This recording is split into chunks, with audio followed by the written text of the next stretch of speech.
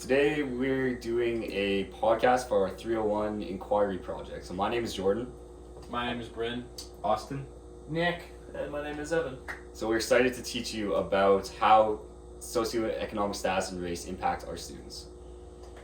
So we're here today to talk about how socioeconomic status has an impact on our students through the K-12 system here in Saskatchewan. Specifically, you want to focus on the disadvantages that arise due to the policies that are put in place. So let's talk about some of the discourse that surrounds this topic. Yeah, guys. So in classrooms today, socioeconomic and racial status and racial issues are a factor in what information is taught to our students of our oppressed students with their race and their socioeconomic status. So a discourse that I came across is teachers, they're finding that there's a lack of confidence in these teachers to their students when they're in their classrooms, and they notice that these kids, if they notice they're falling behind, they'll just automatically make that assumption that, oh, they have a tough upbringing, and use their social position as a crutch to kind of give them a reason to let them off the hook easier. So what do you guys think about that? Yeah, it's pretty important in our classrooms. If the teachers don't have confidence, the students aren't going to have confidence either. So it's a tough subject. I guess where I can build off that is, while socioeconomic status does deal with financial security of a family, social class, and race, it kind of encompasses the quality of life and life attributes for students. And for students of low socioeconomic class, the discourse of poor does not completely show the factors of why students do not succeed in a school setting. Socioeconomics needs to look at the entire spectrum of status to understand this concept. Students from lower socioeconomic status are kind of pegged with this discourse that either financially or racially motivated, they can't succeed quite like other students. So one of the discourses I found was that, because they're more poor or because they don't come from a good home, they're not getting the same advantages as the rest of the other students. One of the resources I found was just the Canadian statistics on graduation rates after grade 12, where I think it was interesting to see that Indigenous and Métis students have a 43.4% graduation rate compared to the higher 86% of Caucasian students. So you can kind of see that the discourse of, well, because Indigenous students don't come from such good homes, they don't get the same advantages, and then that kind of goes off into where our practices would go. Right. Those numbers are pretty staggering. Quite a difference there. Have you guys noticed that, in your own schools, that maybe those students coming from low economic status don't graduate at the same rate? Yeah, I noticed a lot of people in my class, I'm from a small town, and, with a lot of people kind of just having a focus of just living a simple farm life, a lot of their parents don't have an education, and it kind of intergenerationally repeats itself, and as such, there was we had a class of 30 something at one point, and so many people dropped out just to kind of just because school wasn't, they weren't finding the success there, they weren't getting the support. They were often the ones who were fighting with the teachers the most, and the teachers were kind of in their face the most, and it's just, there's a lot of dropouts in my class from that. And when I reflect and I think about it, I do realize that they were individuals with lower socioeconomic status and less resources than, what me and the average other kid in my class had. And it was just something that kind of just happened in grade 10 when I had 6 people drop out all at once out of nowhere, and then the next year more and more. So I don't know, do you guys also see patterns like that within your high schools? Yeah, for sure I do.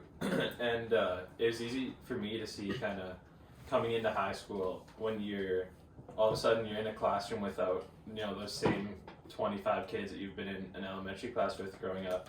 As soon as you get into high school, you have kids from all over the place, and you really, once you're there and in those classrooms, you're able to take that in and see just how every kid is behaving, and who are the hardworking students, who are maybe not. And at the end of the day, you look at your classmates, and you can just realize and see like the socioeconomic status and how they're treated by even the same teacher that, you know, might be giving you your essay back is giving them their essay back, and who knows, maybe there's judgment on that, or you just kind of hope not, I guess. Mm-hmm. Yeah, I see that problem, like, especially as students get older. Like, in grade 9, I can imagine that we had, like, maybe 300 grade 9s, and let's say by the end of grade 12, there's probably only 200 people that graduate in our class, so. Yeah, and, like, from a physical point of view, like a physical literacy kind of point of view, you know, a lot of these students that would tend to drop out normally, like in my class specifically, I noticed that sports were kind of a big thing for them, and some students didn't really participate as much because of some fees and stuff, and not just the participation fees, but the equipment costs and the traveling. You know, they didn't have, you know, their parents were focused on their own stuff, and they weren't able to kind of get easy access and rides and stuff to the sports.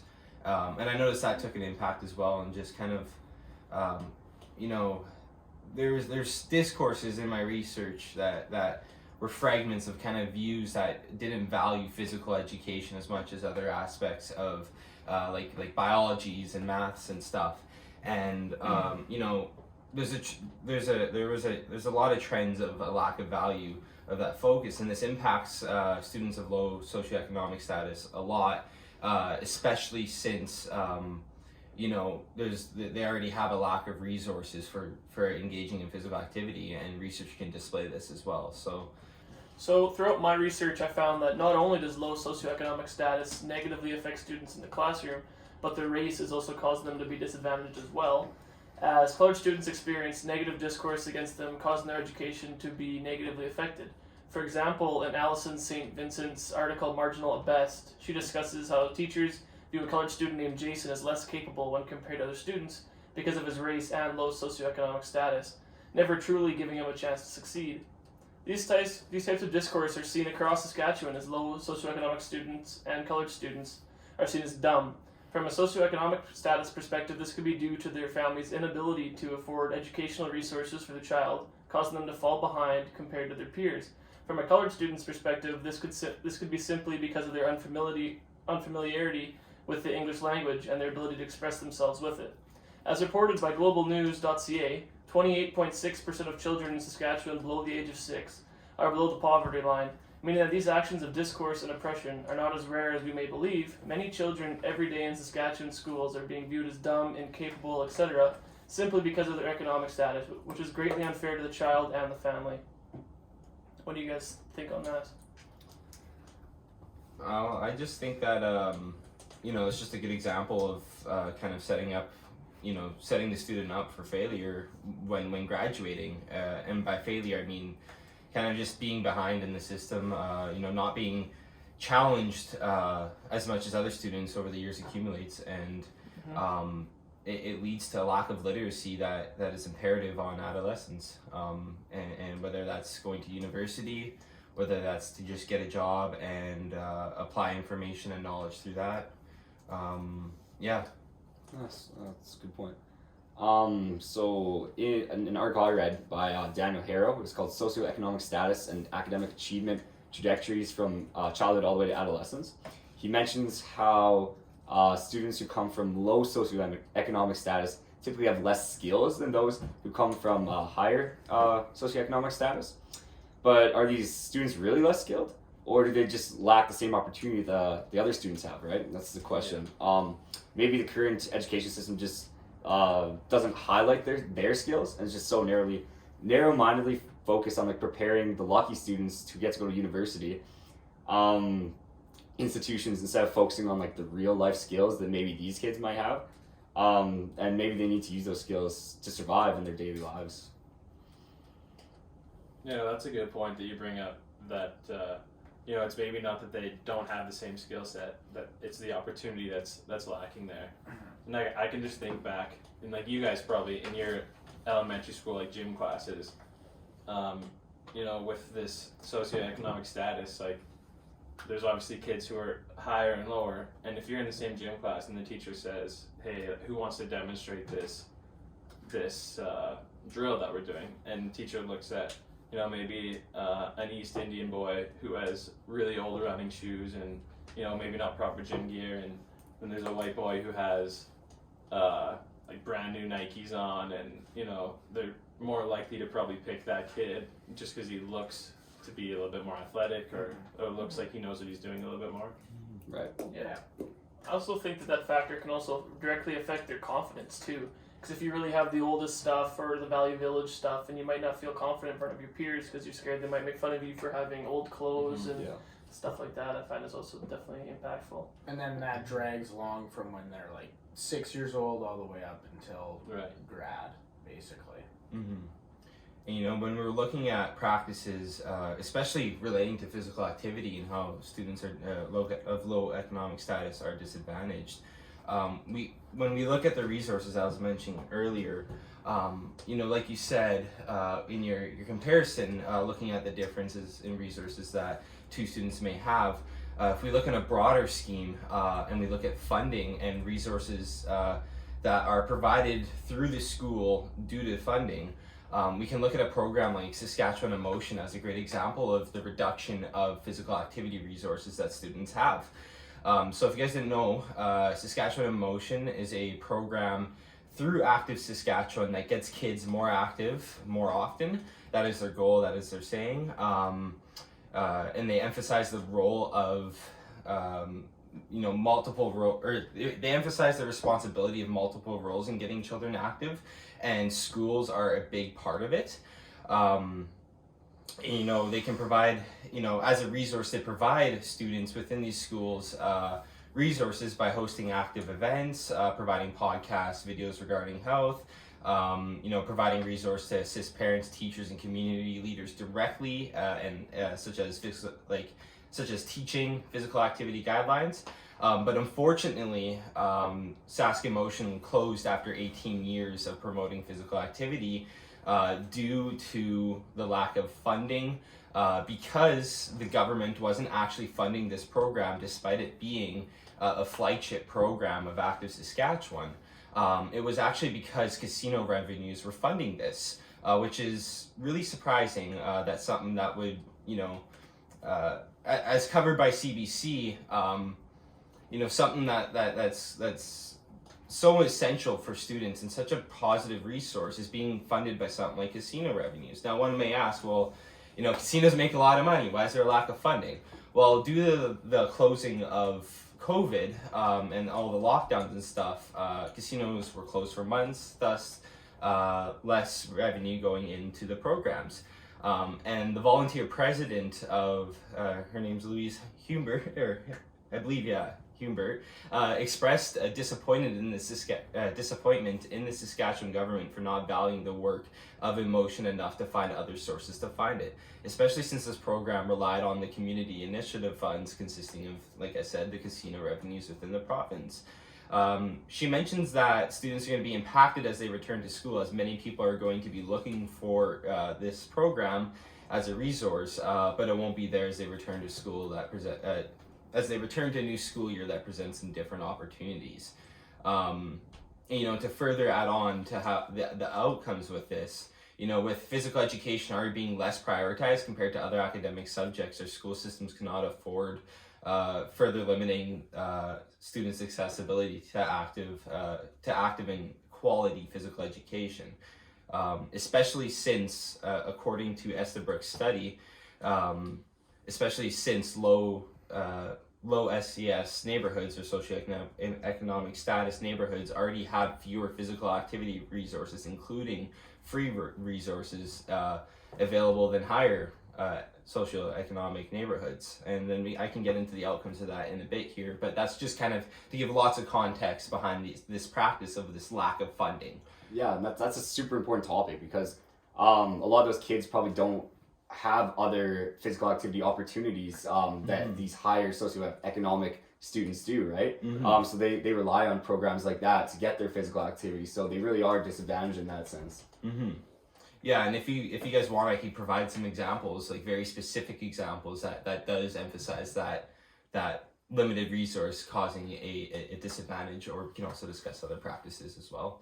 Yeah, we'll just continue with our practices. Nick, For sure. what kind of practices are you looking at over there? Well, again, because of the discourse that gets shown either from, a racial or financial that has something to do with the low socioeconomic class, students can't succeed. They, like we've mentioned before, they fall behind compared to the high socioeconomic students, and then teachers don't value these students quite as much, and again, they just keep trending lower and lower and lower and lower while the high socioeconomic students go higher. And this is not due to their own fault. It is because the education system, the way that socioeconomic status has students set up to fail if they are in that lower class. And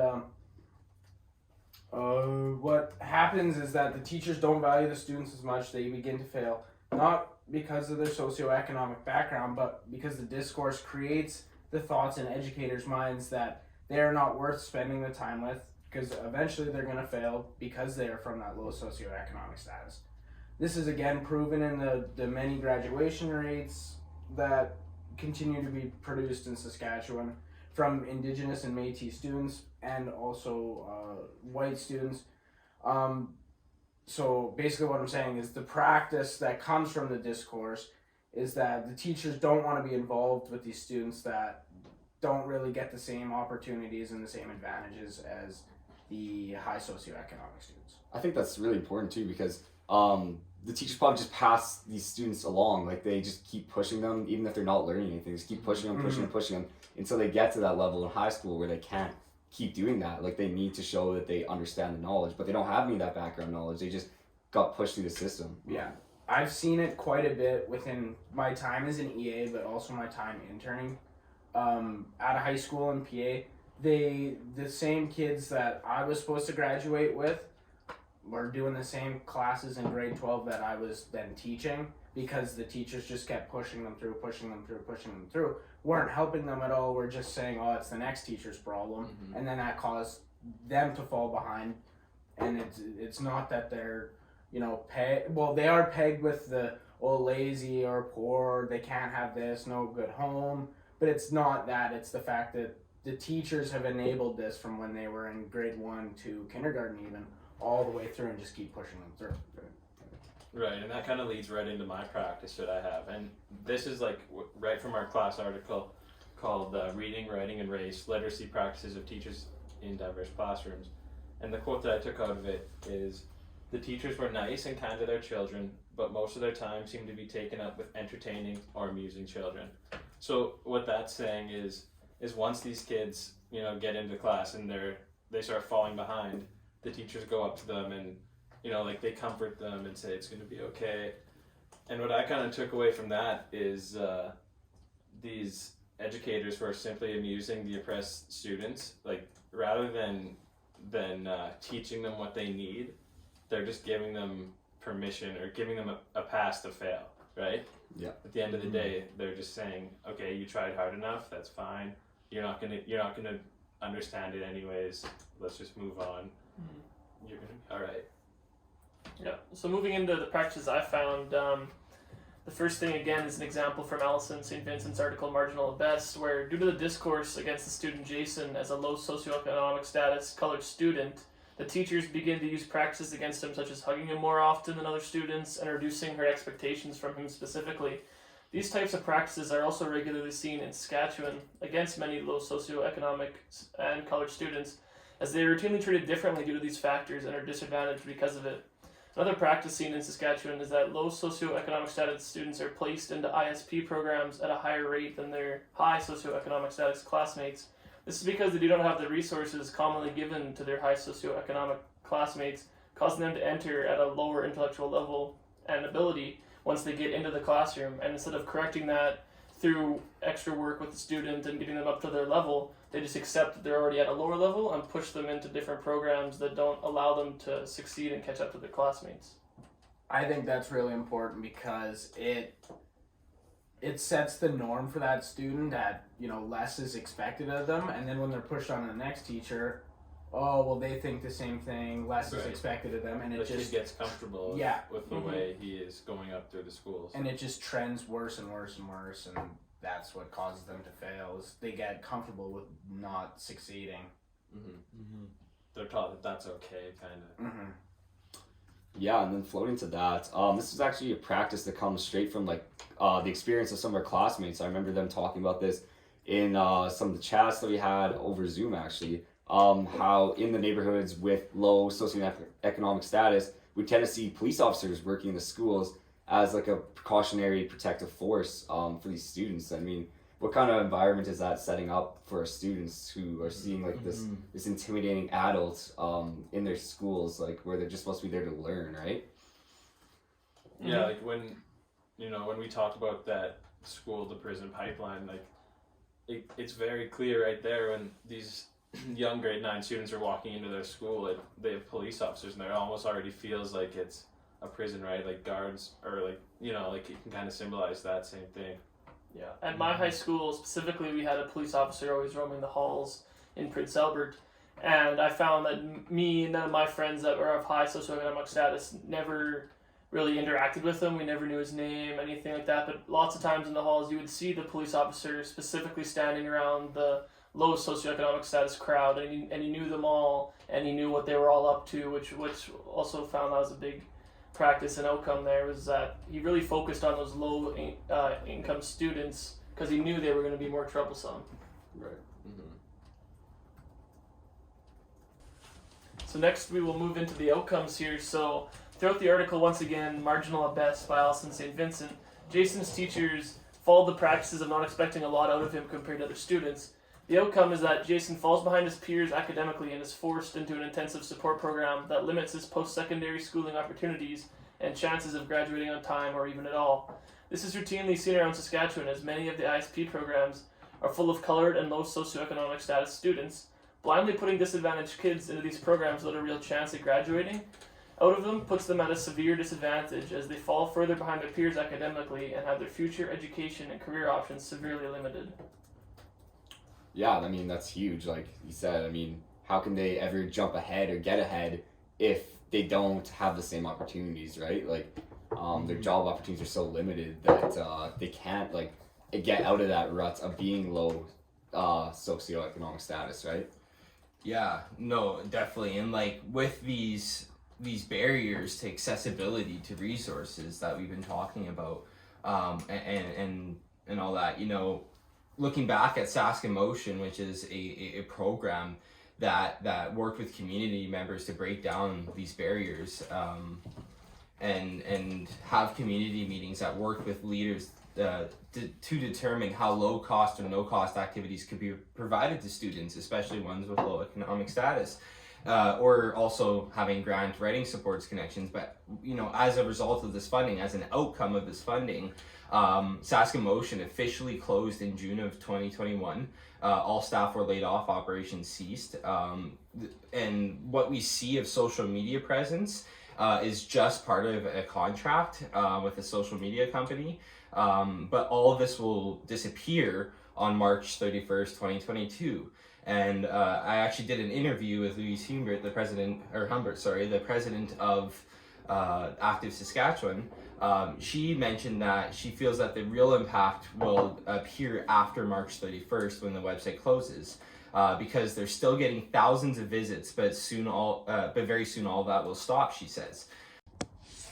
All right, so she continues in this interview, she continues to mention that when we're looking at the impact on children with low income families, it's important to remember that families are not able to access as many activities that cost money, such as leisure centers, sports teams, whatever it is.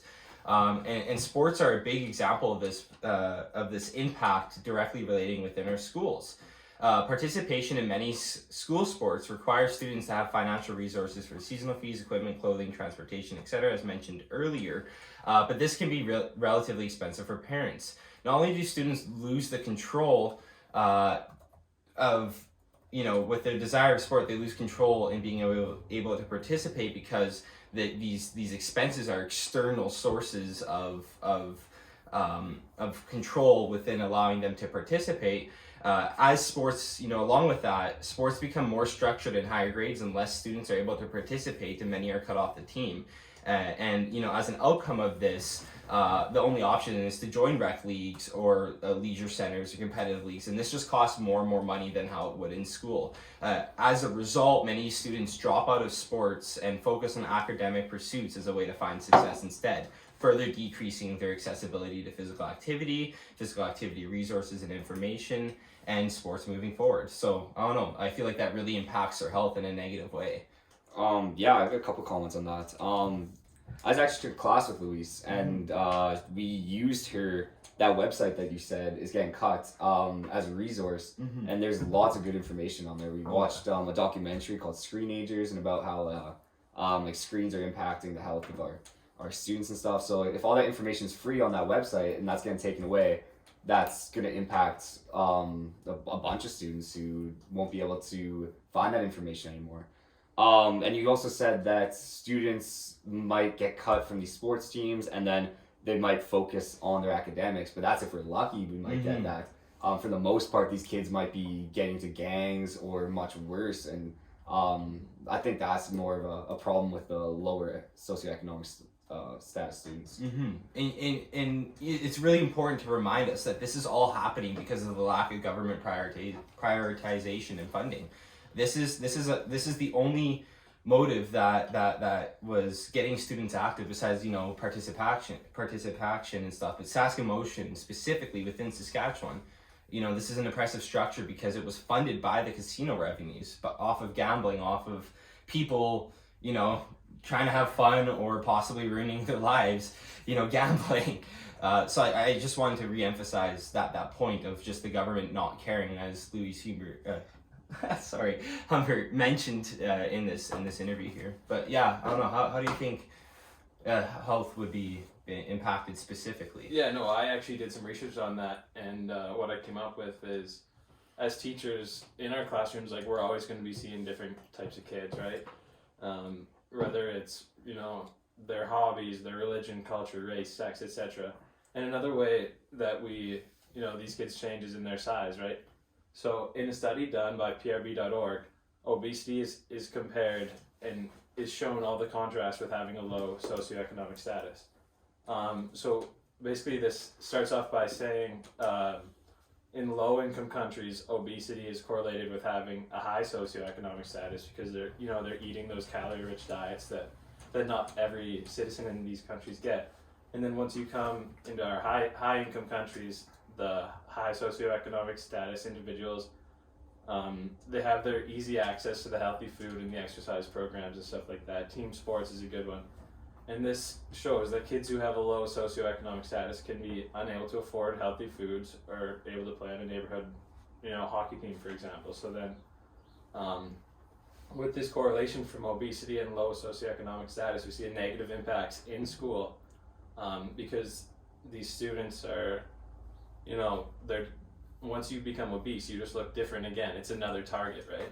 So studies have been done by CNN Health to show self-esteem and social skills are significantly lower in kids who are obese than kids who are not. So what this does is, it leads to less participation in class and that's the small thing.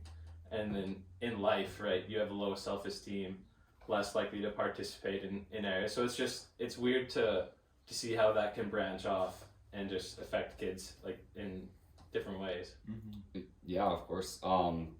Tying back into like the whole police officers in the school setting, that outcome, you're right, was directly tied into like the school to prison pipeline theory that we kind of learned about. So with all these like adults watching like their daily moves, being questioned whether like, the school setting is comfortable for all these students walking around, like are they going to be able to learn there? There's also a possibility that students can become like resentful towards police officers, which means that they might have bad relationships down the road, and they might honestly do stuff just to try to like piss them off or something like that. Right, like it's got to be super uncomfortable to be a kid, worried there's a police officer looking over your shoulder the whole day or at school, right? You might feel like their eyes are just staring at you the whole day. You're not really able to get a full good learning experience at school when you're worried about those outside factors.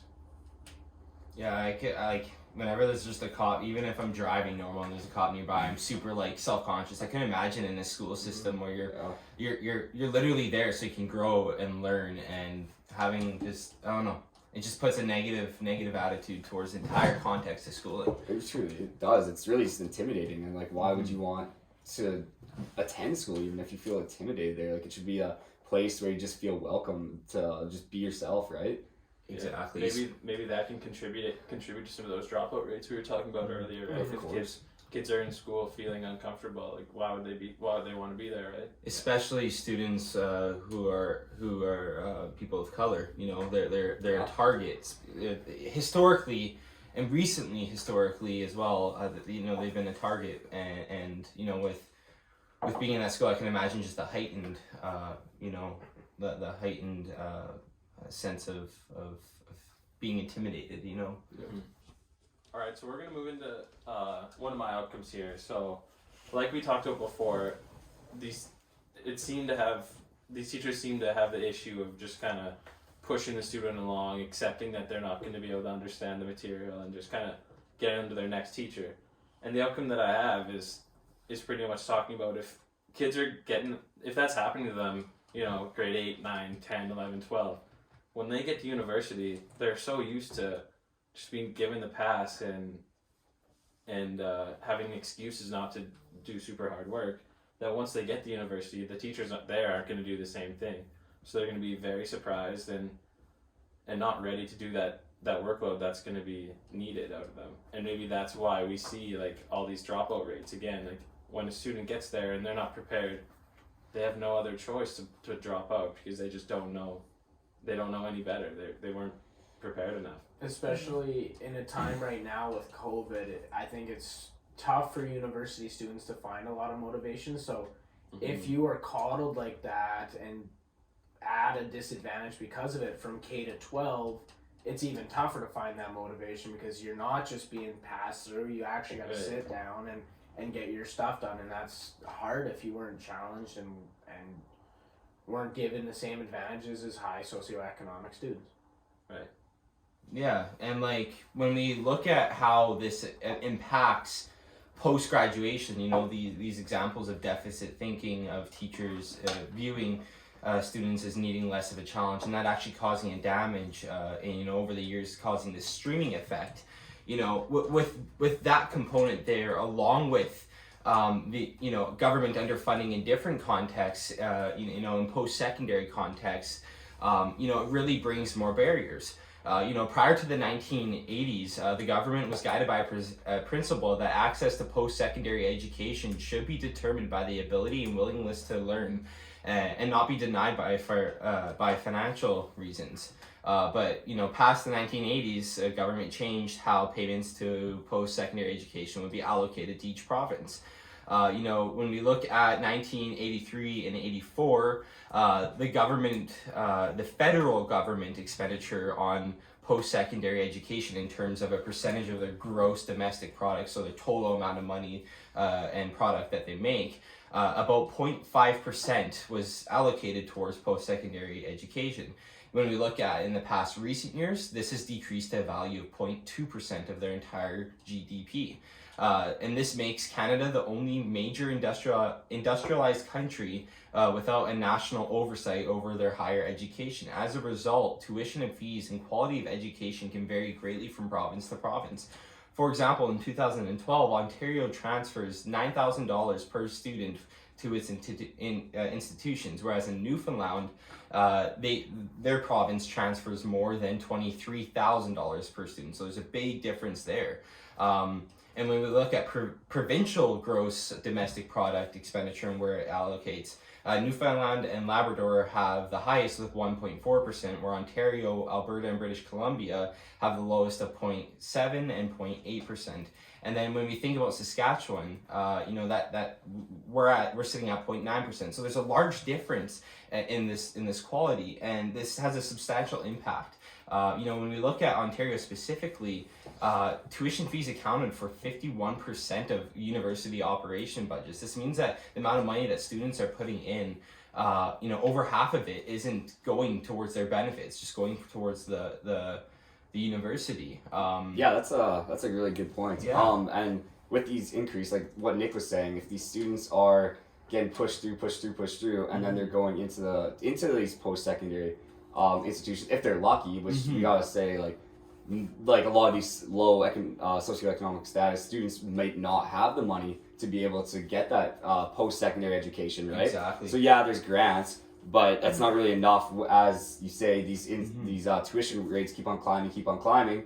So I mean, yeah, you can get a grant or maybe just a loan or something, but it's just not enough when the prices just keep going up. Exactly, especially when the average debt, for a student in Saskatchewan today is over $20,000. Yeah, of course. How does this specifically impact students of low socioeconomic backgrounds? It's just about the combination of the streaming effect and the federal provincial funding, the lack of it, and that tuition. Yeah. It just increases. It decreases the accessibility. It adds further barriers, making it harder. Right. But yeah, it's a little hard of a subject to see for students, especially when the highest income quartile represents 52% of university participation rates, whereas students with lower income only represent 10% of university participation rate. It shows a clear difference. That's really Alright, should we move into the last little bit here? Yeah, and with all this discussion about these problems, how are we going to counter it? So I guess where we go from here then is how, as future teachers, are we going to counter that? And so what I think the major problem for low economic students throughout their entire school career is the labeling that they're unable to do what other students can do. And because of that it's extremely important for educators to ignore the typical discourse and typical stereotypes that are developed for these specific students, and that they give all students, race, gender, ethnicity, whatever, the same opportunities that they would give everybody. And that even begins right from kindergarten. Instead of teachers writing these kids off and treating them like they're just going to push them along like we talked about, and that they can't succeed like the other students, it's important for them to have an understanding of these kids and not only treat them like every other student, but give them help, give them maybe that little extra push, that little extra advantage, so that all students can succeed, and not just the ones that are expected, but the ones that maybe these teachers don't expect to succeed. But now, because they're giving them that little extra kick, everybody gets to succeed, and we do that through not labeling, I think, is the big thing. It talks about that in Paul Gorski's The Myth of the Culture of Poverty, which we talked about in class, and how teachers are using this concept of students in poverty as a way to just push them aside, and it's really sad. It's really unfortunate to see. So I think that if we don't label these students as poor, as we don't continue this discourse, then every student is going to get a better advantage. Every student's going to get a better opportunity. Yeah, and actually, to build on that, my auntie school one year, to try and eliminate that clear separation between high and low socioeconomic students, what they did was, for all the students in their class, they had them just pay like an upfront small fee for their school supplies for the year, and the teacher went out and bought every kid's school supplies the exact same. So it's not, now we don't have kids showing up on the first day with like brand new pencil boxes that are shiny and fancy, and some kids have nothing at all, right? So Yeah. I think that's a great way to eliminate that divide, just because as teachers you have that your whole class using the same stuff. It's not going to be easy to pick out the smart kids or the dumb kids as the discourse goes, but as students, right? Maybe a poor student will show up, and if he sees that he has the exact same school supplies as every kid in his class, no matter what they look like, then he probably feels a lot better about himself, right? Yeah, it eliminates a lot of that discourse that holds students back, which I think would be a great idea for classrooms, for sure. I agree. I have a few different sources here that help me fully understand about what teachers we could do to counter it. So it's found in the article from inquiriesjournals.com, I found there's a strong correlation between poverty and race, which directly contributes to the achievement gap that exists across Saskatchewan among minority and low socioeconomic students in urban public schools that are dominated by white students from the suburbs. This results in a shift of power and privilege to the dominant race or culture, and then the marginalization of students by social class and race. An important first step to counter this oppression is to acknowledge and understand each student's situation and where they're coming from, instead of simply denying that they are different. And because not all students, you can't just treat them all the same and they're going to produce the same results. Some students, they may need a little bit more help in certain areas or certain class settings, and everyone's a different type of learner, so it's important to consider that. From the article from truthout.org, I found that it's important to provide instructional materials and professional development that incorporate strategies for affirming students' various backgrounds, as it's also important to help teachers and youth development workers recognize and address their own biases and stereotypes to create an equitable learning environment that is accepting to all. Because if the teacher themselves or the EAs in the classroom have a personal bias against certain races or certain economic status children, then that bias, will, even if they're not trying to, it'll come off and it'll affect them, each student personally. So you need to really address your biases and stay neutral. Oh, for sure.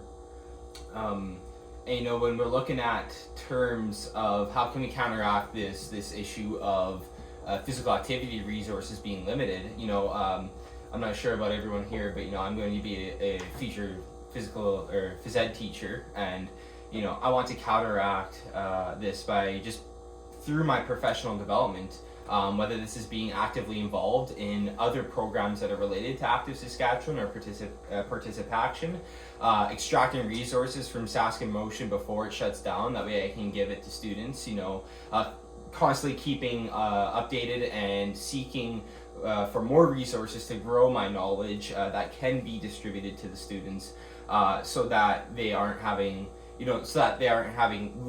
limited information and accessibility to resources. I have a big vocabulary that I can send their way of resources. And also by being involved in these programs, you can have a voice that can seek to find grants, to find connections, to find resources, to find donations, whether it's clothing or sports equipment or sneakers, whatever it is, to get grants for enhancing the quality of the basketballs or the volleyball net or whatever it is.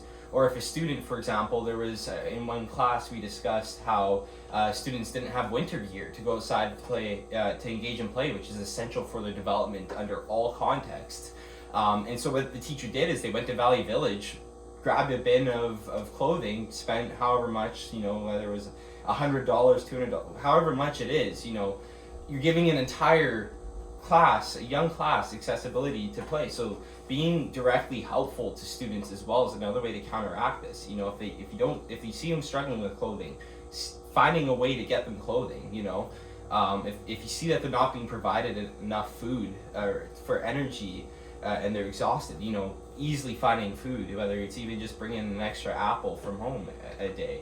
It's just these things of paying attention to the student and seeing how they're struggling in ways that shouldn't limit them, that are external from the context of physical education, and trying to help them eliminate that, eliminate those barriers. And just striving to help as much as you can is kind of the best way to counteract this. Spreading your voice, being involved. You're right. Some of those little just physical things that just show that you care. Those are super important. So that kind of ties into what I wrote about my ideas of how we can counter it. I think us as future educators and our peers, we have to be open-minded and adaptive. So we have to be able to focus on the well-being of the student first, and then meet the curricular outcomes second. If a student is struggling, they're not going to be able to grasp the course content anyways, right? So another idea I have on a more grand scale would be to introduce classes into our high school curriculum that focus on more practical skills. This will help our students that must fend for themselves outside of the classroom be able to live a successful life with the skills that are going to set them up for the rest of their lives, right? And to be successful in the real world. So an article that we're going to look at in the class, we're scheduled to in a couple weeks here, is titled Learning for Justice. It's actually a great resource that looks to educate the students in our school systems about the disparities that exist between these students that come from different classes and come from different races. And they pride themselves in sharing information about the hardships that come with those differences and what issues arise in our schools because of that. And they look to close the gap between the students. For sure. So, in conclusion here, it's important to consider the discourse, practices, and outcomes against low socioeconomic status students and think about how we can possibly counter this oppression, as these things are commonly seen in Saskatchewan schools and spread across countless classrooms. I guess this just proves that what we're learning in class is very evident and happens in everyday school. So it's very important that we're really paying attention to what we're learning and taking that into our everyday lives. Yeah, for sure. Like as teachers, you know, we're all five of us are eager to go out there and get our career, and we just need to keep in mind that this is so important that we actually act on this and try and make as much change as we can. Yeah, and it's super important because even outside of our research, when we look at our own lives, we see how evident it is. Whether it's people that we know, direct experience, whatever it is, you know, it just further emphasizes how evident it is that this actually happens. Yeah, thank you for listening to us today.